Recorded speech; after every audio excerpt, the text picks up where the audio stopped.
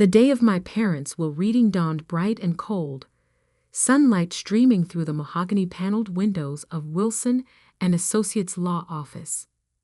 I sat quietly in the corner, watching my brother Marcus strut around the room in his tailored suit, already acting like he owned everything in sight. Which, if I was being honest with myself, he probably did. "Miss Sarah Bennett?" The lawyer's voice cut through my thoughts. "Are you ready to proceed?"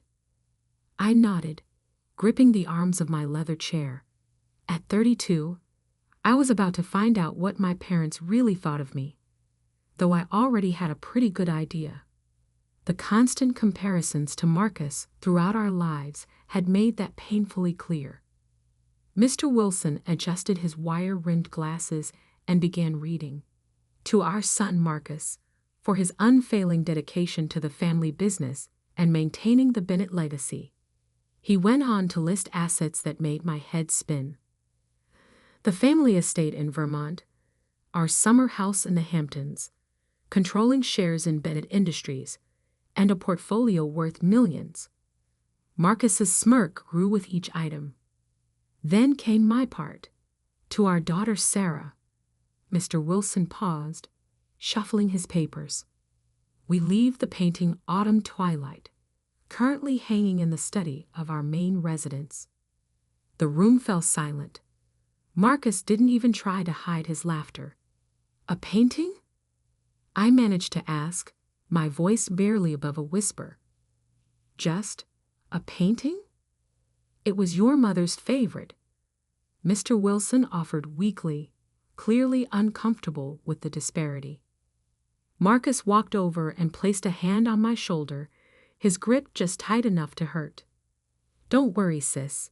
I'll make sure you get a good job in the company. Maybe in the mailroom?" I shrugged off his hand and stood up. The Bennett family fortune, built over 3 generations, now belonged entirely to my brother. All I had was a single painting that my mother had bought at some small gallery years ago. I'd always thought it was pretty, a forest scene at dusk, with strange geometric shapes hidden among the trees, but it wasn't exactly a fair inheritance. "Is that all?" I asked Mr. Wilson. He nodded sympathetically. "The painting must be collected within 7 days." I left without another word, ignoring Marcus's calls behind me. The drive to my parents' house, now Marcus's house, felt surreal. The guards at the gate gave me suspicious looks, but let me through when I explained about the painting. Inside, the housekeeper Margaret met me with tears in her eyes. "Oh, Miss Sarah," she whispered, hugging me tight. "It's not right, what they did to you." I hugged her back, fighting my own tears. Margaret had been more like a mother to me than my own mother sometimes. She helped me take down the painting from the study wall, carefully wrapping it in a blanket. "Your mother used to stare at this for hours," Margaret said softly, "especially in the last few months. Sometimes she'd mutter about numbers and patterns. We thought the illness was making her confused." I looked at the painting more closely. In the fading light of the study, the geometric shapes seemed to shift and change, creating patterns I'd never noticed before. "Numbers?" Margaret nodded. She traced the shapes with her fingers, over and over. Mr. Bennett would get so angry about it. That night, in my small apartment across town, I hung the painting on my living room wall. It was beautiful in its own way. The forest scene was painted with incredible detail, each leaf and branch precisely rendered. But those geometric shapes, they didn't quite fit with the natural elements. They seemed almost deliberate, like they were trying to tell me something. I poured myself a glass of wine and sat on my couch, staring at the painting. My mother's final gift to me. Was it really just a cruel joke, a final reminder that I'd never measure up to Marcus? Or was there something more? My phone buzzed. Marcus calling again. I ignored it, like I had his last 5 calls. He probably wanted to gloat more, or maybe offer me that mailroom position. Instead, I opened my laptop and started researching the painting. Autumn Twilight, by an artist named James Morrison. No major exhibitions, no auction records, barely any online presence at all. The gallery where my mother bought it had closed years ago. It was like the painting had appeared out of nowhere. A text from Marcus popped up. "Don't be bitter, sis. Come work for me. It's what Mom and Dad would have wanted." I snorted. What my parents had wanted was for me to be more like Marcus, to care about profit margins and shareholders instead of pursuing my passion for art history and restoration. I'd disappointed them by choosing my own path, and now they'd made their feelings crystal clear. But something about the painting kept drawing my attention. Those shapes, they reminded me of something I'd studied in my art restoration courses. Steganography, the practice of hiding messages in plain sight. I got up and examined the painting more closely. The geometric shapes were subtly different colors than the rest of the scene, barely noticeable unless you were looking for it, and they seemed to form a pattern. A knock at my door made me jump. It was past midnight. Who would be visiting at this hour? Through the peephole, I saw Marcus standing there, his usually perfect hair disheveled. "Sarah," he called out. "Open up. We need to talk about the painting." I stayed silent, watching him through the peephole. He'd never shown any interest in art before. Why was he here now, in the middle of the night, asking about a supposedly worthless painting? "Sarah, please." His voice took on an edge of desperation I'd never heard before. "Mom left instructions about the painting. You need to give it back." Instructions? My heart started pounding. Maybe I wasn't crazy. Maybe there really was something hidden in those geometric shapes. "Go away, Marcus," I called through the door. "The painting is mine. It's all I got, remember?" "You don't understand," he hissed. "That painting, it's not what you think. Give it to me now, and I'll give you $5 million. $5 million? For a painting he'd laughed about just hours ago? I backed away from the door, my mind racing. Marcus was many things, but he wasn't stupid with money. If he was offering that much, the painting must be worth far more. I heard him fumbling with something. Keys? Did he still have a copy of my spare key from when I'd been sick last year? I quickly grabbed the painting off the wall and ran to my bedroom, locking the door behind me just as I heard my front door open. "Sarah." Marcus's voice echoed through my apartment. "Where are you? Where's the painting?" I held the painting close, my hands shaking. In the dim light of my bedroom, those geometric shapes seemed to glow faintly. And then I saw it, a pattern I'd missed before. The shapes weren't random at all. They formed numbers, hidden so cleverly in the forest scene that you'd never notice unless you knew exactly what to look for. "Sarah." Marcus was getting closer. "Think about what you're doing. That painting is worth more than you can imagine." I turned the painting over, inspecting the back. The original canvas was professionally mounted, but something about the framing felt off. A slight gap that shouldn't be there. My bedroom door handle jiggled. "Sarah, open this door right now." With trembling fingers, I'd pried at the gap in the frame. A small piece of paper fluttered out, covered in my mother's elegant handwriting. As I read the first line, my breath caught in my throat. "My dearest Sarah, if you're reading this, you've discovered what I always knew you would. You see patterns others miss. You question what others accept.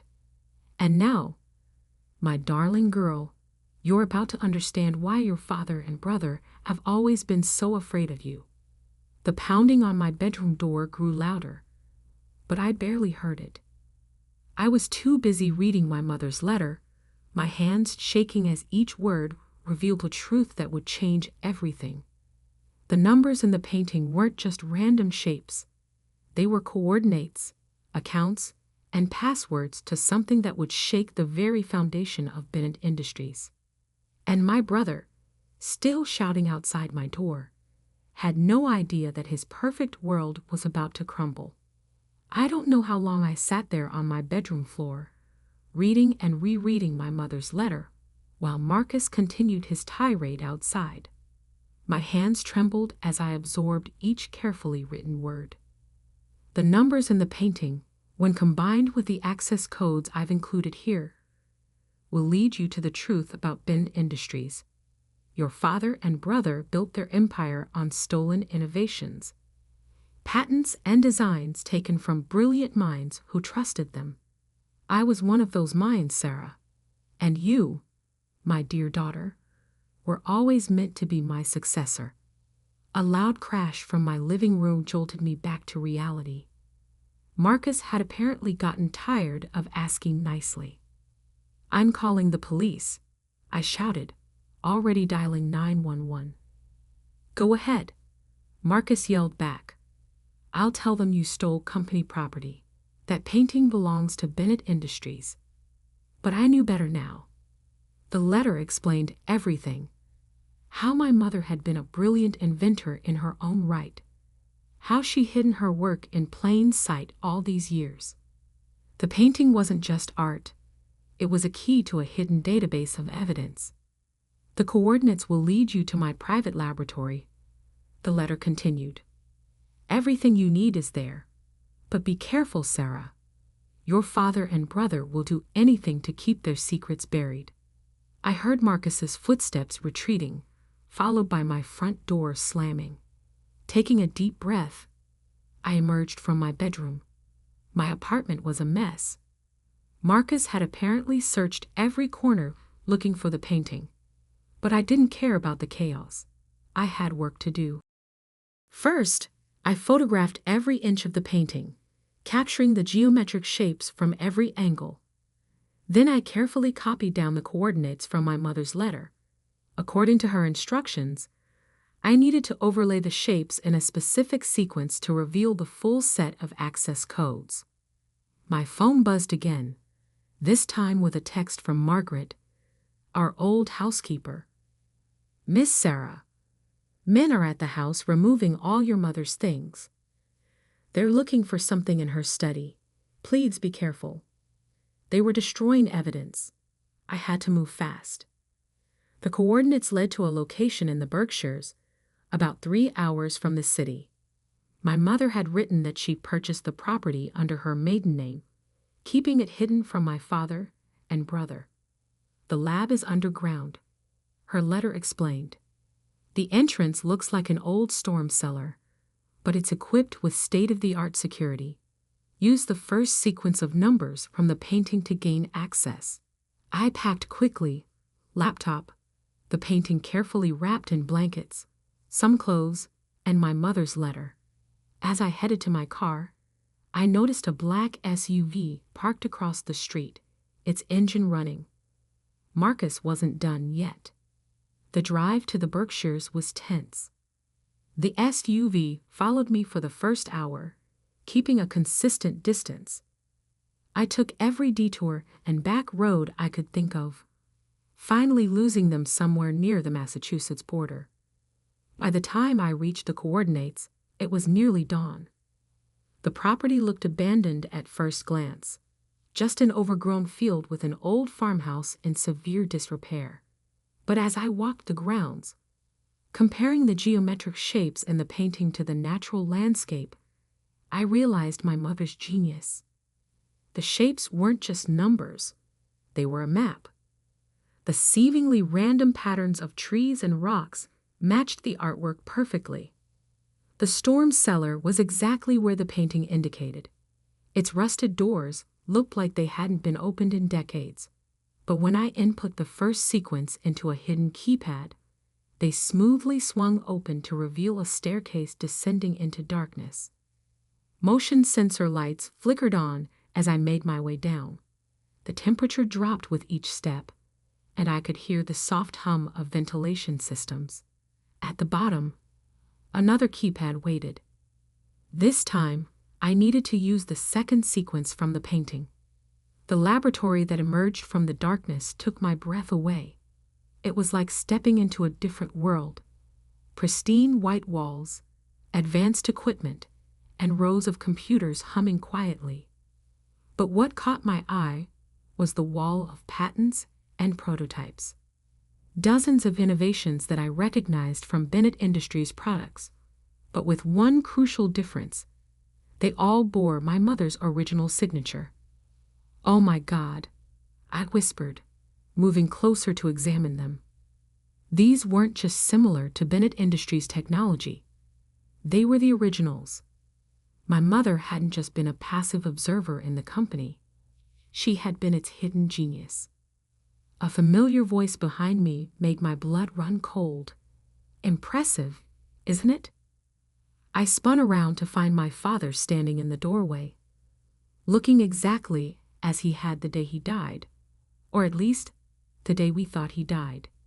Marcus stood beside him, a satisfied smirk on his face. "Did you really think your mother was the only one who knew about this place?" my father asked, stepping into the lab. Though I must admit, hiding the coordinates in that painting was clever. We've been searching for this facility for months. I backed away, clutching my mother's letter. "You're supposed to be dead." He smiled, but it didn't reach his eyes. Sometimes the best way to find something is to make people stop looking for it. Your mother's death was unfortunately real, but mine? Well, let's just say it served its purpose. The will reading was a trap, I realized. You wanted me to find the painting. "We needed you to leave us here," Marcus explained, moving to block the exit. "Mom changed all the security protocols before she died. We couldn't get in without the codes. And now," my father said, advancing slowly, "you're going to help us destroy everything in this lab. All evidence of your mother's work will disappear, and Bennett Industries' patents will remain secure." But they had made one crucial mistake. While they were talking, I had been backing toward my mother's main workstation. Her letter had mentioned an emergency protocol, a sequence of numbers that would activate something she called the Clarity Protocol. "Actually," I said, reaching behind me to input the sequence, "I don't think I will." The lab's lights suddenly shifted to a pulsing red, and a computerized voice announced, "Clarity Protocol activated. Broadcasting evidence to all major news outlets and regulatory agencies. Deletion impossible." My father's face contorted with rage.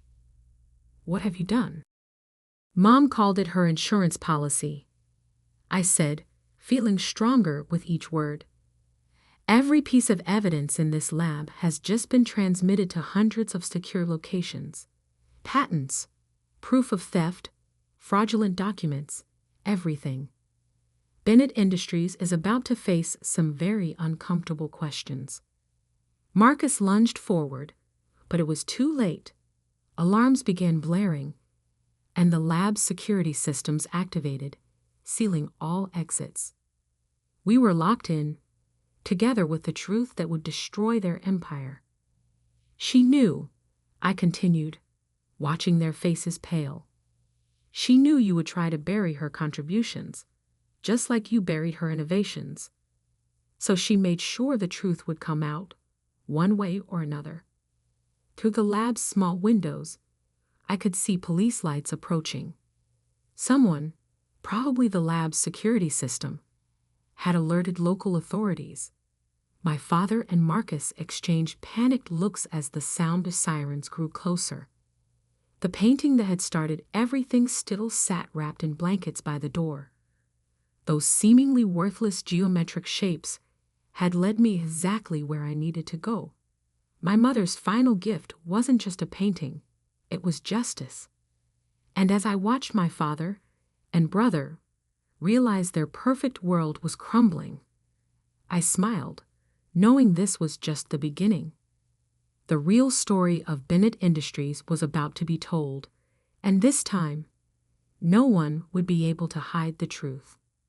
The next 48 hours passed in a blur of police statements, news reports, and corporate chaos. I watched from my hotel room as Bennett Industries stock plummeted. Years of carefully constructed lies unraveling in real time. Bennett Industries CEO found alive, arrested for fraud. The headlines screamed. Corporate giant built on stolen patents. Mother's revenge. The hidden genius behind Bennett Tech. My phone hadn't stopped ringing since the story broke. Journalists, lawyers, former employees, everyone wanted to hear my side of the story. But I was only interested in one call. Margaret, our former housekeeper, who had more revelations to share. Your mother knew this day would come, she told me, her voice heavy with emotion. That's why she made me promise to give you this after the truth came out. An hour later, I sat in Margaret's small living room, holding another letter from my mother. This one was different, not instructions or coordinates, but a story. Her story. My dearest Sarah, it began. Now that you know the truth about Bennett Industries, it's time you understood your own history. You were never less than your brother. You were always meant for something more. As I read, the pieces of my life slowly shifted into focus. My mother hadn't been just another victim of my father's schemes. She had been playing a long game, preparing me for this moment from the very beginning. Those art history classes I'd taken, they weren't a waste of time as my father had claimed. They had trained my eye to spot patterns, to understand hidden meanings in plain sight. My work in restoration had taught me patience, precision, and the ability to reconstruct truth from fragments. Every time your father pushed you away from the business, my mother wrote, every time he favored Marcus, he was unknowingly helping to prepare you for this moment. You learned to think differently, to see what others missed. While Marcus was learning to maintain the lies, you were learning to expose them. A knock at Margaret's door interrupted my reading. A woman in a crisp suit stood outside, holding a briefcase. Ms. Bennett, I'm Alexander Chen from the SEC. We need to discuss your mother's patents. The next few hours were a crash course in just how extensive my mother's preparations had been. She hadn't just documented the stolen patents. She had continued inventing, working in secret in her underground lab. The painting's coordinates had led not only to evidence of past theft, but to innovations that could transform the industry. Your mother filed these patents under a trust, Alexandra explained, spreading documents across Margaret's coffee table, a trust that names you as the sole beneficiary. My hands trembled as I looked at the paperwork. Dozens of patents, all legally protected, all now belonging to me. Not just the old innovations my father had stolen, but new ones, years ahead of current technology. Bennett Industries doesn't just owe you restitution for the stolen patents, Alexandra continued. They've built their entire infrastructure around your mother's technology. They can't operate without it. So what does that mean? I asked, though I was beginning to understand. It means, Ms. Bennett, that you now effectively control the company that cast you aside. While my father and Marcus sat in jail awaiting trial, I walked into Bennett Industries headquarters the next morning not as the forgotten daughter, but as its new owner. The board of directors, desperate to save the company from complete collapse, had no choice but to accept my terms. Standing in my father's former office, I found another surprise, a wall safe hidden behind the painting that had once hung there. The combination? The final sequence of numbers from my mother's painting. Inside was a personal diary detailing every innovation he had stolen, every inventor he had betrayed. But more importantly, it contained a list of names, people like my mother who had been cheated out of their rightful recognition. 1 month later, I stood on a stage at a hastily convened press conference announcing the company's new direction. Bennett Industries was built on stolen dreams, I told the assembled crowd. Today we begin making things right. We're establishing a foundation to compensate every inventor who was wronged by the previous management. But more than that, we're transforming the company into what it should have been all along, an incubator for innovation, where brilliant minds are celebrated, not exploited. The painting that started it all now hangs in my new office, a reminder that sometimes the most valuable things are hidden in plain sight. The geometric shapes that once concealed my mother's secret now represent something else, the pattern of a better future, one built on truth instead of lies. Marcus wrote to me from prison, alternating between threats and pleas for help. I sent back a single photograph. The painting, now hanging exactly where our father's portrait used to be. He would understand the message. His world of deception was over. My father maintained his silence, but it didn't matter anymore. The truth he had fought so hard to bury was now his legacy. The great John Bennett would be remembered not as a visionary businessman, but as a thief who stole his own wife's genius. Late one evening, as I was preparing to leave the office, Margaret brought me one final letter from my mother. This one had been timed to arrive exactly 1 month after the company's transformation began. My darling Sarah, it read, if you're reading this, you've done more than just expose the truth. You've begun to rebuild from the ashes of deception. I never wanted you to inherit a corrupt empire. I wanted you to have the chance to build something honest, something worthy of your heart. I traced my fingers over her handwriting, feeling closer to her than ever before. The worthless painting had been anything but worthless. It had been the key to everything. More than that, it had been my mother's way of showing me that I had inherited something far more valuable than money or status. I had inherited her vision for a better world. 2 years later, Bennett Industries, now renamed Aurora Innovations, is unrecognizable from what it once was. We've become a leader not just in technology, but in ethical business practices. The foundation has helped dozens of inventors reclaim their stolen innovations, and our incubator program has launched countless new careers. The painting still hangs in my office, its geometric shapes now a familiar comfort. Sometimes, late at night, I could swear they shift slightly, as if my mother is still there, leaving me new patterns to unravel, new truths to discover. But the most important truth was there all along, hidden in plain sight, just like those numbers. Success built on lies will always crumble, but success built on truth and justice will stand the test of time. Marcus was released from prison last week.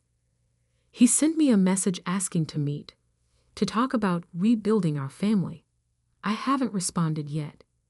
Some patterns, I've learned, are better left unchanged. Instead, I spend my time focusing on the future. The company hosts an annual innovation fair where young inventors can showcase their ideas without fear of theft. Last year's winner was a young woman whose story reminded me of my mother.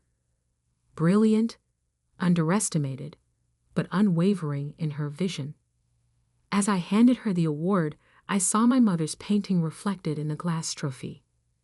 The geometric shapes seemed to dance with approval, reminding me that sometimes the greatest inheritances aren't the ones we can hold in our hands, but the ones that transform us from within.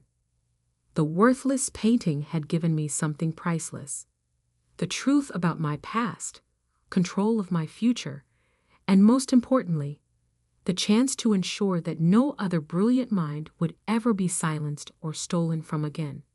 And that, I know, would make my mother prouder than any fortune ever could.